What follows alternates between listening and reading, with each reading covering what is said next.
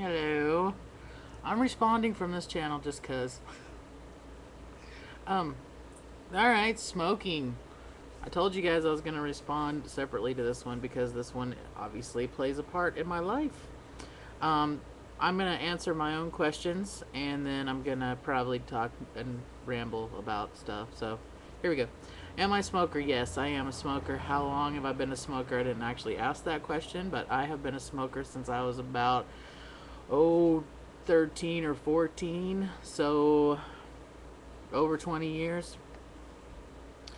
Um, if I ever quit or tried to quit, what was the result? Well, I tried to quit one day. Actually, I tried to quit several times, but not very hard. And as Daryl said, um, it's really a personal choice. If you are forced to quit, if somebody says, well, if you loved me, you'd quit, or whatever it is, I think that you wind up resenting that person and you're not being true to yourself. So I've seriously considered quitting. I have, like I said, I tried sort of, but when I've gone past about 4 hours, that's probably about the most I can handle it. So, and I know that it's gross. I totally know that. And I know it's bad for me. And I know that it's made my voice 15 octaves deeper than it used to be. I realize this. And those are the things that bother me. It bothers me when I'm called sir on the phone because I sound like a guy. I get it. I'm not new.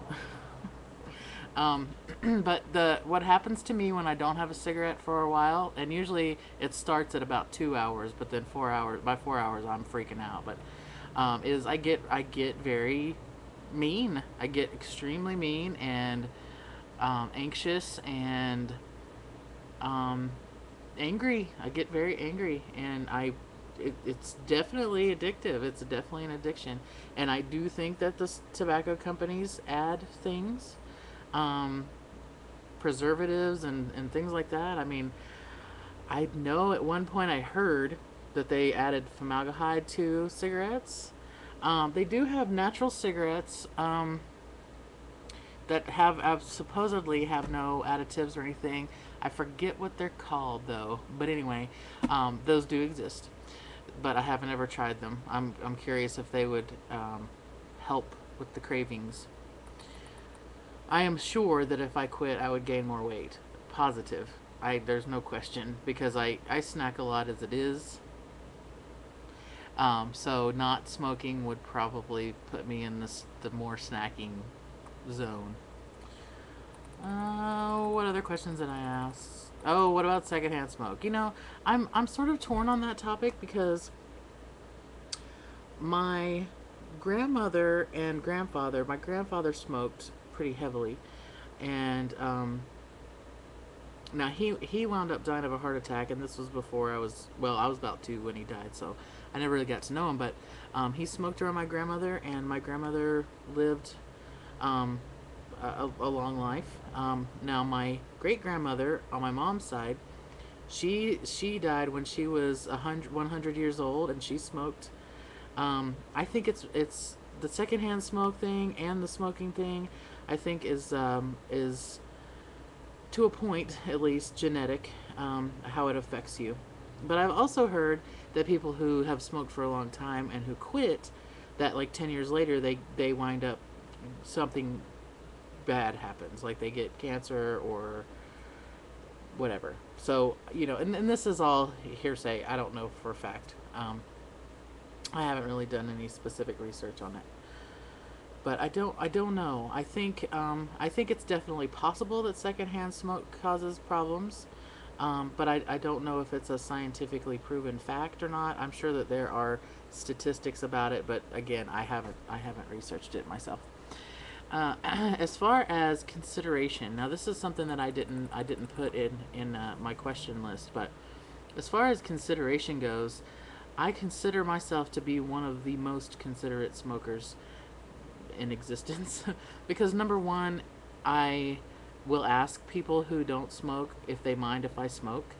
Um, I don't smoke around people while they're eating because it makes me sick when people smoke while I'm eating.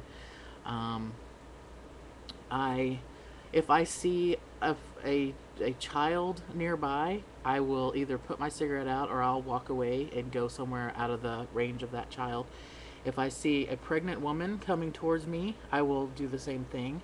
I don't flick my cigarette butts out on the street or in the gutter or whatever.